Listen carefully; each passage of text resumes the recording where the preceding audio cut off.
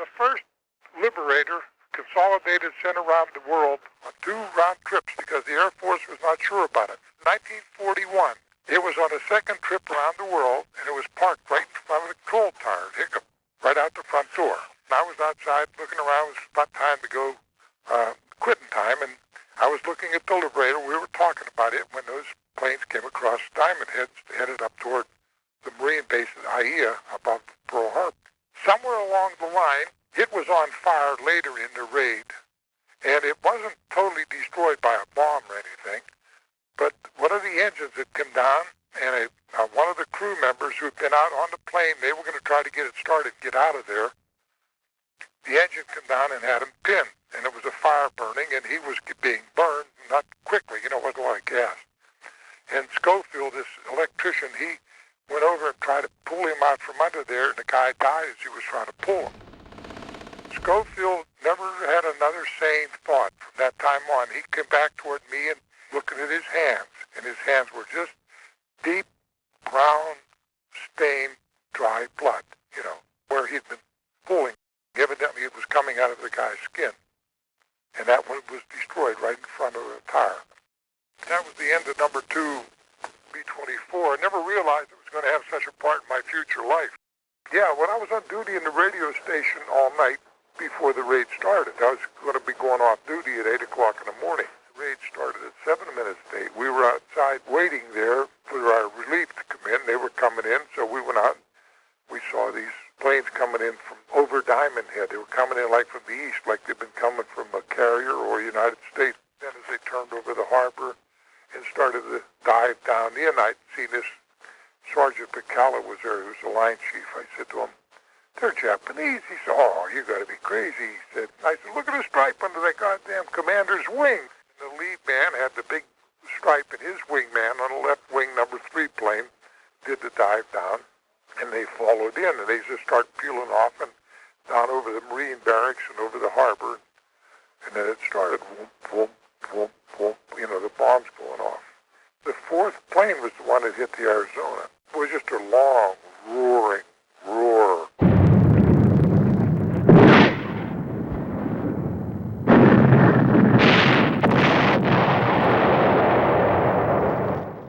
I said to the sergeant, "That's the Arizona. It's bent in half. Battleship should have been in half. It's down the bottom with 1,100 men still in it." As I was looking toward where the Arizona started to come up out of the water, I hear this chattering like a hatchet chopping green wood. Whack, whack, whack, whack. And it's machine gun bullets digging up concrete. That's the sound it makes. It was 47 caliber. This Japanese Zero was coming across her, and he was strafing across the runway toward us. So everybody either hit the ground or run around a corner. So that was in the introduction into World War II. I was just turned 18 when that started. My good fortune to be working on duty, and would have hated to wake up in bed and see that. And everything in the harbor they sank or burned before they left. 4 Japanese with a straight edge razor, they could have captured us all. This unbelievable shock, that this could happen to us, that we had all of these people and all this equipment, and that they could sneak in and tear us apart like that.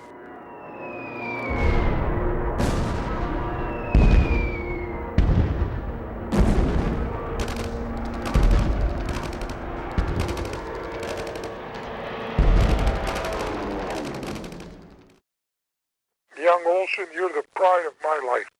One of the big regrets of my life, and I think it's just God's will that you and I got in touch, because I always missed your dad. That was the hand of your dad working from wherever he's at. He's got to be up there. I know he ain't the other way. He teetered on the edge like we both did, but never got on the wrong side. Yeah, it's your dad's hand right through that put us 2 together. Dick Olson is working through his number 1 son, and he's still helping. Yeah, that was one of the wishes of my life, that I was going to run into Ole at one time or another. Like I said, 3 times he saved my life, not once. You thought he'd get tired of that shit. If you'd have had Abraham Lincoln in your family in the past, you would have really wanted to know about him. Well, your dad was every bit as good. Honest, strong, courageous. Ole Olson wasn't going to back up. You're going to have to push him, if you can. Think about it, but don't push. Your dad had a great courage and a great humor and courage seemed to run hand in hand. And your dad with that saucy little thing climbing up on that ladder. Yeah, oh, listen, that was it. The whole personality is in there. He's got a job to do, but there's no sense of being upset about it. Richard Olson was every bit of anybody I ever hoped to be associated with. We immediately had a tremendous feeling for each other as far as I know he'll do his part, and he had the same feeling about me. And that's what you want when you're in a crew. Every time I think of your dad, I think of the 3 times he saved my life. The rest of the crew on that one occasion, shit, every one of them guys that lived all those years thanked old Richard Olson for his fast reaction. No, there's always natural gravitation between buddies. A good example is Maldine's cartoons on Willie and Joe. Well, your dad and I were Willie and Joe.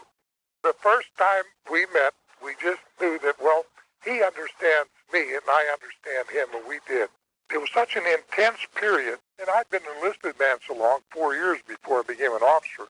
So I was what they called a Mustang. I came up from not even a high school education, up through the ranks and watching and learning. And I see somebody doing something, I'd imitate it.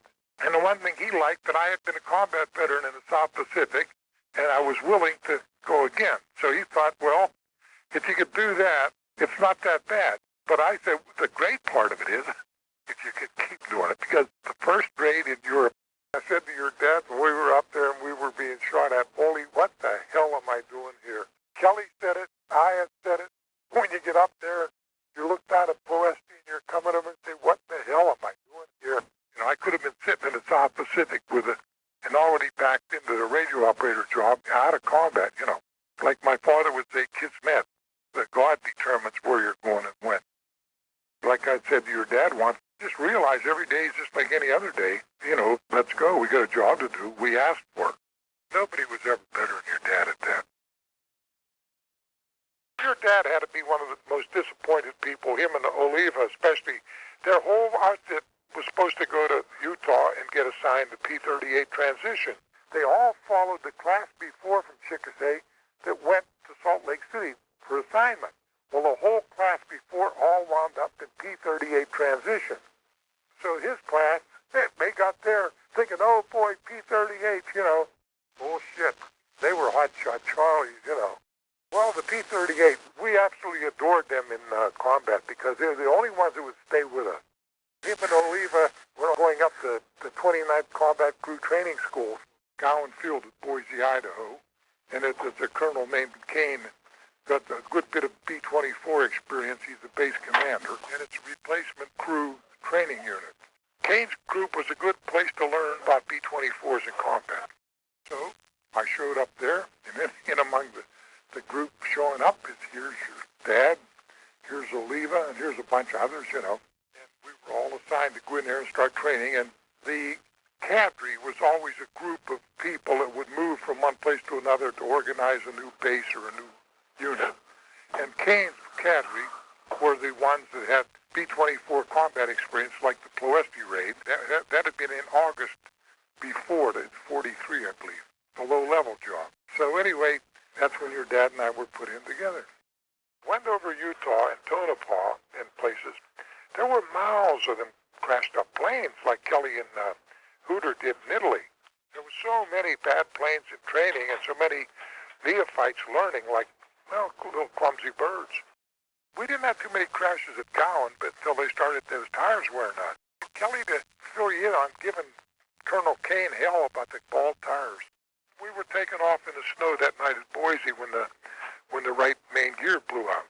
Your dad, with those, he was holding the throttles because that was a co-pilot's job, and Kelly had the controls, the rudders and the yoke. When that tire blew, the plane started to whip to the right, and your dad kept the number 3 and 4 engines wide open and killed 1 and 2. Then when it started to right itself and the right wing started to pull forward, he whipped the other way, and he was just seesawing back and forth, flopping around like a shot goose on the runway, you know. I'm standing between your dad and Kelly, and your dad's playing his seesaw game with those throttles, and they didn't move that easy. Kelly had all he could do to try to hold her going, and your dad was doing all the fine handling, back and forth, back and forth. Between your dad and Kelly, they had all the nerve that 2 lions could have. Our lives could have been so easily gone if your dad hadn't been mentally programmed to figure out what to do in advance. You can only do what comes to you at the time. And like your dad's reactions were perfect, and those two, their reactions were perfect. Maybe that's when he had that lunch with Kane, that how in the hell did this kid and this Ole, how in the hell did they stop that plane from going off the runway and turning into a major disaster, which it could have done. Could have gone into 30 Park planes. But in it, that's the part I object to. When Kelly would go up to Killer Kane, who was wearing his congressional medal and everything, and the head of the base, and go up to him and tell him, we got to do something with these tires and these damn planes. You see how big Kelly was. It don't take a big body to have a big heart. Kelly told Kane that I'm not too wild about the tires on these planes. That's like laying a bombshell on a curl. When our plane was ready, it was the Topeka. I think 8 were ready that day. Each one picked up their own. And like I said, one of the 8 blew up away from us over Tennessee when he was transferring fuel. Over Tennessee, Nashville, Tennessee. There was this big red flash in midair. And they let us go single sortie to Africa. Snyder said to me, John, we're not fighting long? I said, yeah, we want to cross the damn ocean. Like that mission, there was 13 hours, 13 and a half hours going to lay on. And he had to come home on smoke. But yeah, it was 9, 10-hour missions. Yeah, it was long days. And free cigarettes and free booze when you got back, but only 2 drinks until they talk to you. Yeah, 2 Olson 5/8 shots, because if you give anybody much more than that, they weren't going to be worth talking to. They give you one, say you want another, so a bird don't fly with one wing. So we took over the Liberty Bell. It was a silver 24. The Liberty Bell was our name of ours. You know, it's sort of prophetic, standing there where we're in front of the Liberty Bell, that one at Topeka, and that's the silver one, because they determined by that time that camouflage was doing no good to anybody, you know, would get a couple of miles an hour faster without paint on it. I'm trying to think of the man who actually brought the Vivacious Lady to Italy. Vivacious Lady had sitting there with a draped shawl across her lap. In the evening of the 8th, we're landing at Morrison Field, West Palm Beach. Then the next day we take off, down to Trinidad, landed at Waller Field, which is right in the center of the island. And all these bulldozers pushing back the jungle. So we get there, and then we go to Belém. And that's where I point out the Amazon River, 120 miles across the mouth, you know. We're flying across there, and I said to your dad, look at the wings. And he said, what? Kelly was already looking. We run into a squall. And that wing was taken about 7 feet down and back up level, going like a goose flying. I thought, oh, the wing's going to snap off Sure and Hill, because I'd never seen a wing flapping like that. It took 30 minutes flying across, 30, 35, because we were riding a 180, 190 we were flying in because we were light. All we had was some mail in the thing, and we went across there, landed in Belém, which was a coffee exporting harbor post there. But them wings flapping was something to behold. The gunners said, anybody watch the wings flap? They said, what wings flap? I said, I ain't going to tell them. No sense worrying about it. If your dad was still alive, he could tell us a lot of things to be afraid of. One of the favorite statements he used to have is, you look like you're feeling pretty damn good. You don't understand how bad it is. Forget about it. Get back to worrying like you belong. There in South America at Belém, they sold everything. At Fortaleza, they sold everything. See, that country was not in a war. And they had all kind of beef and everything else, and the shoes and stuff. Everybody bought leather boots there for $4, you know. And Sheets had a pair with pretty good sized heels. Like, that's why I thought he came from Texas, you know. Chukka boots they had like the Indian Army made in India for the British officers. Then they had the regular boots and Western with the tooled leather, and still $4. And if you wanted, you could buy a shrunken head of a human being. Well, this was the South American headhunters that the way they defended their territory. And this is the way they displayed it, not with a scalp, but with a whole head. Now, your dad and I want to know parts of the damn thing, but we went and studied what the hell they were doing and how they did it. And then determined we weren't going to fly over the rainforest. The Mato Grosso at that time looked just like a most beautiful lawn in Hawaii, you know, the Queen's Garden. And if you put a plane down in that, first you're going to have to get down through the trees. Then you're going to get down inside where it's like night all the time and all those animals and snakes and stuff. Then you've got those other people, the headhunters. And so they said, follow the coastline, you've got the fuel, you know. After your dad and I studied those heads, no shortcut. Kelly was smart enough to realize that I knew what I was doing. I was a damn good navigator, top of my class, and that was among MIT graduates and Caltech graduates and everything. And I was a high school kid. My written records, I could have taught anybody in the world how to fly anywhere, even in the universe, because we studied it that deeply. Like Kelly said, I was within a half a mile every place we flew. We got to Africa, and in Marrakech, when your dad and I got in there, M-A-R-O-C was their name for it, Morocco. It's in French Morocco at that time. We went into the bazaar area, which was the whole center of that business section. People there a lot of mixed French and Muslim. And we went, there was like a barber shop, beauty shop sort of thing. Oh, it was the most beautiful French Moroccan girl that was doing manicures. Your dad had some beat-up-looking nails. So I'm sitting there and I'm thinking, boy, I never got a manicure, but she started working on his hands good. And she had her legs crossed. She was very pretty, and it was a glass table. And he reached under and patted her on the knee, and she jabbed him with a towel. So your dad did get stabbed in the war. Hooter was the nickname we had for Sheets. He was almost too small to be in the Air Force. Like they said about Mickey Walker, the boxer in Boston years ago, they called him the toy bulldog. They said about him, it ain't the size of the dog in the fight, it's the size of the fight in the dog. Because he only weighed 118 and he challenged Jack Dempsey at 197, turned him down. If I beat you, they'll say, so what? But if you knock me out, he says, I'm ruined. Yeah, well, that's true. And Sheets was one of them. He was a rockin', sockin' cowboy. Son of a bitch wasn't afraid of anything, He was a good pilot. Sheets himself was the only man that had the reputation of writing an upside-down B-24. He got blown out of a formation, and he was going down, upside down, 23,000 feet, and they got righted when they were 4,000 feet. They were just whipping and yawing and turning and pulling and everything, and finally the plane was right, and they come on back to Italy. He was flying co-pilot for Willie Fairchild when we got over there. And they always got to make sure a guy is not going to panic when he first gets shot at. So Kelly had to be flying with a first pilot who had time. And your dad would have to have a man on the left side he could depend on. So they switched and brought Sheets over flying with your dad as pilot and your dad co-pilot. And Kelly went to fly right seat with Willie Fairchild. He said to me, one of the nice things anybody ever said to him was when Willie said to him, how much time have you got in this type of plane? He told him 320 hours. And so you belong over in this seat. And he made sure he got him into that seat. Willie was that type of man. He had a lot of confidence in him. You had told me about what he had said to his wife about why he didn't want to go flying with airlines and that. He figured he'd worn out his luck. He was right. Nobody could have went after that damn thing more than he did. A lot of people can fly around, but when you're in a lead ship and you're sitting in that left seat to make the general look good, he saved so many guys and so many accidents. He was an absolute genius at holding an altitude and an airspeed, and he didn't let the son of a bitch fishtail. He didn't try to fly it with his feet. He flew it with his head and hand. He was a wild goose with feathers. It was so amazing when he was leading a formation or whatever he was doing. He just never had any qualms. Everything was just smooth. Big Willie. I really liked him. And he could braid like a runaway mule. People come flying out thinking, here's one of them damn wild Italian jackasses going to run through the tent. Willie had the nerve of an absolute burglar. I hope Willie, if he's in heaven, I hope he's enjoying himself immensely. He deserves it.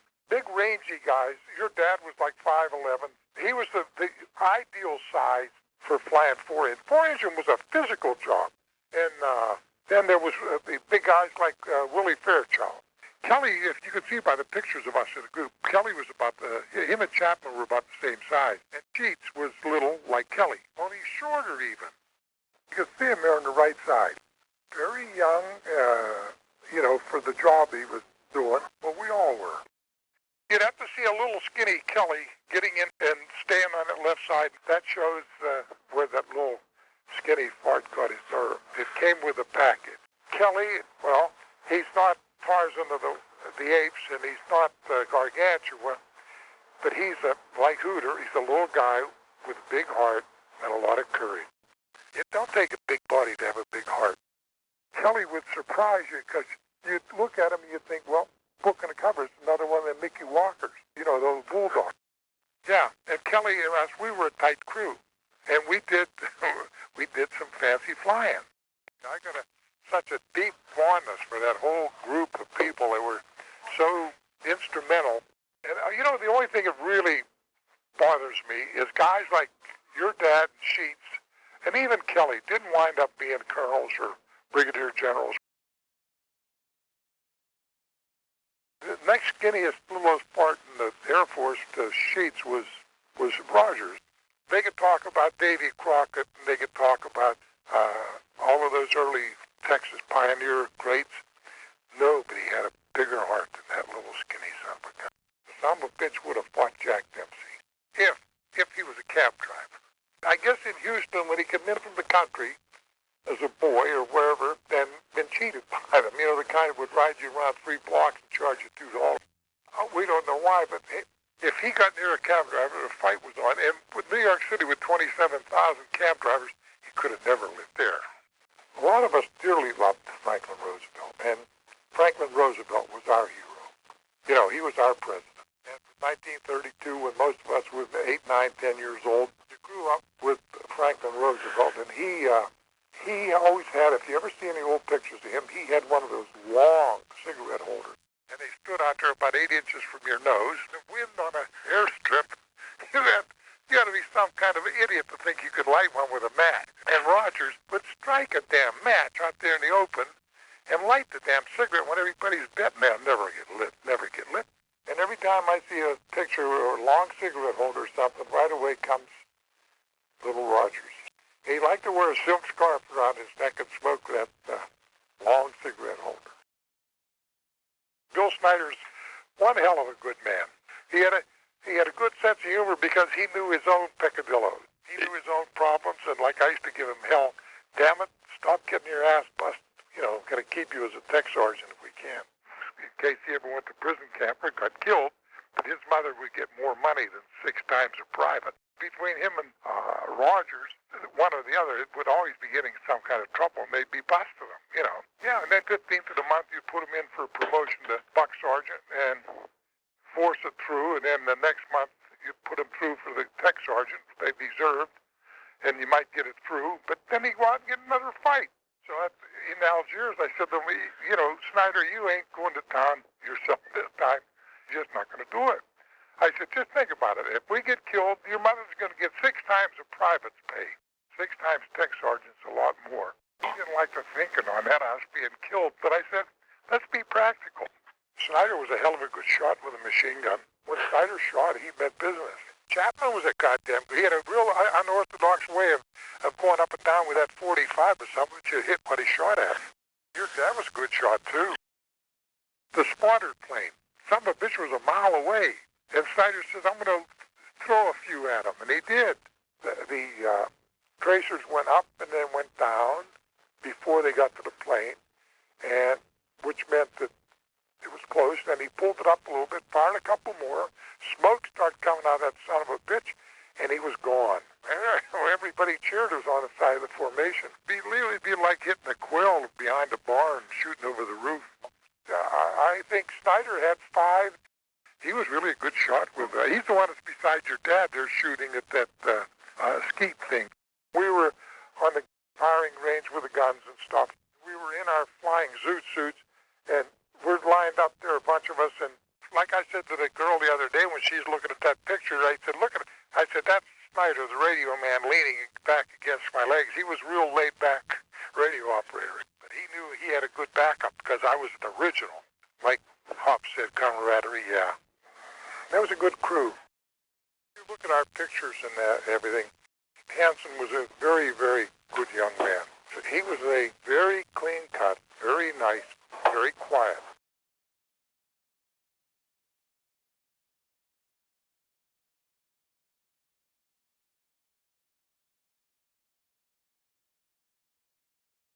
Brown was a little shorter than Chapman in height, and he was a damn good flight engineer. Oh, he was bright. He was really bright. I mean, the flight engineers we had, and like his Bud Markle, he's a good example. That's such an exacting thing. There was a hell of a lot for the flight engineer to know that nobody else did. He had an accumulation of weights and balances, you know. You didn't have those stations lined up with what you had where. Your ass would be dragging going off trying to lift, and your nose would be dragging coming down if you didn't have that damn plane balanced. When you went to maximum, it had to be distributed flight engineer. And like I've said to other psychologists and that over the years, the geniuses in the Air Force and the Navy who knew how to put our crews together. On the 9th, June the 9th, that was on a Friday, we bombed Munich. Tuesday the 13th, we're going back to Munich. That was our 15th mission when we got shot down. We had 21 mission credit because 6 of them were double. We got damaged and lost number 1 engine. We dropped out of formation. We couldn't keep up. So we were just like a crippled pigeon, you know. We needed cover because there was 8 ME-109 in us. But if we'd had a couple of 38s around, they could have blown them German bastards apart, you know. But it didn't happen that way. Well, you know, the expression was, were you there when the shit hit the fan? The kind of bad luck that was coming on, like with Remington and Sheets, it's only a matter of time. Remington was a flak magnet. Just seemed wherever he was flying in the group, it would get hit. The only time I ever flew with him was that day. But he had such a reputation, I'd have thought a little bit more about it. That's terrible. It happens to people. Planes come back with no holes in them, but he'd come back looking like Raggedy Annie. And he made it back a number of times. You'd start feeling like, boy, there's a dark cloud following me. And if you keep getting in that airplane, that took a hell of a lot of guts. I looked out and saw number 1 burning. And then I saw we were having trouble on the other side, number 3 or 4, and smoke. And I looked back at Bombay, and it was a rosy glow starting back at the back end. And I thought, oh, God. And then Remington pushed the bailout buzzer. Snyder was down toward the catwalk, looking toward us. And then he threw a couple of hands full of empty 50 caliber casings at the tail, because back in that tail where Stokes was, Stokes wouldn't have known what the hell was going on up in the number 1 and number 2 engine and what was going on in the bomb bay. May not have heard the bailout buzzer. Snyder took time as a right waist gunner to see if he could get Rogers up out of the ball turret. Very few men in this world. Your dad was one. He was one that would have done that. Would have went to the turret to try to get him out. So now that thing would have to be turned up into a position that the top could be open. And then Snyder opened up the hatch. And Rogers told him, you can't help me. It's too late. That brought tears in my eyes. I can't stop. He didn't let Snyder waste any time on saving his own life. He must have known how bad off he was. I just pray that he was right, that he didn't give his life away. God, that's given me some sleepless nights. So now I'm having a hard time going down past the auxiliary power unit, you know, the putt-putt. I'm going to get down into the well and go toward the catwalk, and your dad's coming down behind us, and I'm having a hard time because the plane's dropping too fast, and he starts to push me. And I'm saying in that mask, I'm saying, Lord, I don't care what happens after I get out of this plane. I don't want to die in this fire. I don't care how you take me or where. Don't let me burn in this fire. We still had the full load of bombs on the plane. Now, your dad helped Hop get down off of that seat. Hop would not have been able to see the fire starting in the bomb bay. And we all knew how bad that kind of stuff got to be. He was doing to Hop what Snyder was trying to do for Rogers. He helped Hop down. I was right there trying to go out the left side of the bomb bay. I was going to try to get out that way, the shortest distance. The bomb bay doors was open. Chapman had opened them. And your dad gave me a shove in the back because I was having a hell of a time trying to pull myself down against that speed that we were falling. And as soon as my head got out into the air, I got pulled out. So I can see what your dad did then was giving Hop the shove. Hop went out about the same time out the right side as I was going out the left side. And I'm reaching for that pipe on the side of the bomb bay. Your dad's hand was the hand of God pushing me. He had been wounded in the calf of the leg, and he's pushing me and Chapman and hopped around, and he's got a bad leg going for him. Comes countdown time, and what happens when the chips are down? You get a big hand in the back and a push by a guy named Olson. First thing I did was threw that goddamn 45 away. I thought, if I'm either going to get out like a mouse, but I ain't going to be getting out like a lion. These Volkswagens were driving around through there on those roads and by that store, and I kept watching them go by, but they never came back near me, and I was dying to light one of the Lucky Strikes I had. I had 11 of them. I wanted to smoke. farmhouse with these people. And then one day they brought Chapman and I in there. Then they brought Holland in. And then we were put into a box. They had wood-burning trucks. And the wood box was behind the cab of the truck.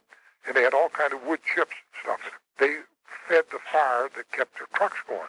They put Chapman on one side and me on the other side and then loaded the wood on top of us.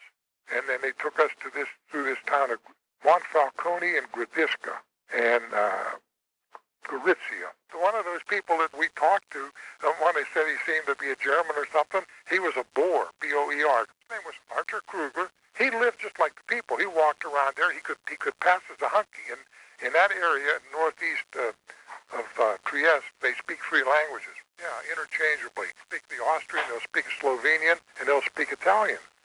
And Arthur just fit right in. He was from South Africa, and he already knew a good type of German, the lowland Dutch, you know. And one of his plot was putting us in wine barrels, take us to Switzerland in wine. I said, you're out of your mind.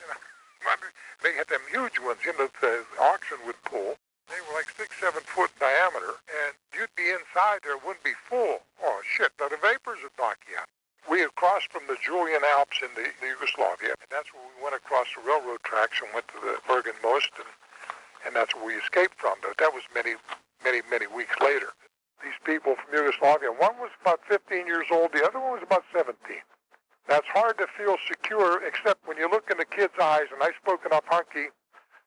One was Slovenian, the other one was Croatian, and between the two of them and me, I said to the others, I said, these kids know what they're doing.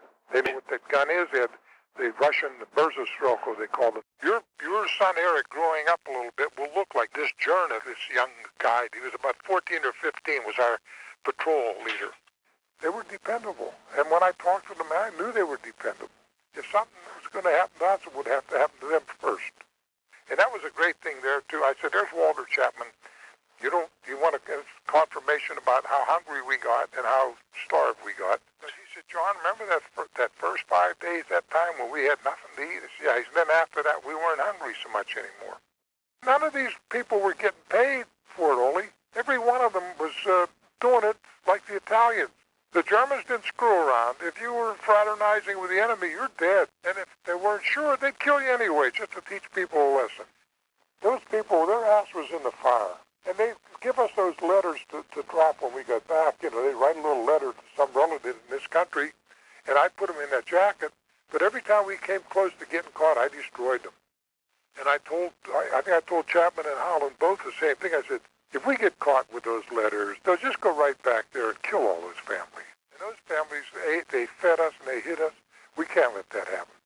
They were a lot of dedicated people who had, they didn't like the Nazis. Didn't like the fascists either. And if you'll risk your life like that day by day by day, and like I told him in the interrogations and that, if you don't ever do anything for me, do something for them people who put their lives on the line for us, you know. As a kid growing up in farm country and everything, and between the farm and the city and walking back and forth all the time, miles didn't seem to mean much. So Chapman the same way out of Kentucky. And I don't know how Holland made it, but he was double our age, and he made it every step of the way. Holland right now would be close to 100. She was 20 years older than your dad and 25 years older than me. Yeah, he was 43 or 44. He might even have been older. He was bald-headed, like when they said, let me check his teeth. And he said, here. And he reached in and pulled them out and laid them on the desk. But he was a volunteer by his serial number. You never judge a book by its cover. It was just like that little Rogers. You never make that son of a bitch back up. How many taxi drivers there were? Well, your dad was a little bit like that. This is the type of spirit where some of those men that had draftee serial numbers, like Holland, and they were drafting up to 45 age. If you didn't have a wife and 4 children or work on a farm or defense act or a politician, you were going. But he didn't have to volunteer to fly, but the son gun did. He was one of them Minutemen like they had in 1776. He had blue eyes, and they twinkled, and they were clear as hell, you know. And you look at him, you could tell whether he was teasing or being straight, you know.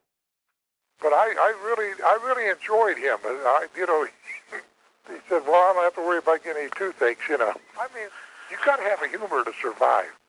But I came back, and we were so beat out. I looked around and didn't see anybody I recognized except the adjutant for the squadron, Martinson was his name. And Martinson was the only one I saw that I recognized. I didn't see Major Payne, and I didn't see Trotter. I didn't see any of them. I was so damn tired, I couldn't believe it was going to be that difficult. I was utterly worn, strapped. And they said to me, "You want to fly back into War Weary?" I said, "Up yours. I'll swim first." But I was not about to get in one of them beat-up planes that they were getting rid of. And then the copy of the letter to the paper from your grandma, the first thing I thought of when I came back was Ole. How did he? What happened? Where was he? Did he get out? I wrote that from the hospital in Italy. Like one of those photographs there shows some of those things, and one of them is guys being deloused. I think that one on the left is me. I'm not sure, but I'm about that skinny. Anyway, went into the hospital for several weeks before I was well enough to go back to the outfit to see what was left to take home, Yeah, that was the period when I wrote to your dad at his address from memory. 13250 Carondelet was in my mind, and we didn't have zip codes in that at that time. But I remember the 13250 Carondelet, just like I'm saying now. My friend's home was my home, if we both survived. So I knew the address to write to, and I wrote to your grandma that letter. I thought, I'm going to tell her, what I know, and boy, nothing I wanted to do quicker than write and tell your grandma what a great son she had. And hopefully she'd heard from him from prison camp, because like some of those guys said later, they saw your dad being captured, and I thought I had seen Remington. He had real light blonde hair in one of those Volkswagen Jeeps going by the prisoner. After we rode back and forth when I was in that 45G pilot class, and then it came to me, and now I know why he got mad at me. I was teasing him, because I felt like since I got into those AT-6s in basic, I thought I'm the hottest thing in the world, I'm flying like an eagle. It was much better than it was in those Stearmans, those biplanes, with a little 110 horsepower engine. And you had to beg them up and beg them down. So now I had the Texan, which is 660, and the Navy used them once for a fighter pilot plane. And now I'm flying them, and I was feeling good, because now I'm into buddy flying, and I'm into formation flying, I'm into night flying, and starting instruments. And I just, over exuberance, and I didn't realize how close he was. He was right over there in New Mexico and Arizona area. And I could have, if on a weekend, I could have got over there maybe to seen him. He didn't write me back. The last I heard from him was, I guess he was a turner. Now that I understand better what happened, what he was doing over there in Georgia when I was writing to him, I made the mistake of crowing about I was doing good. I wasn't doing that good.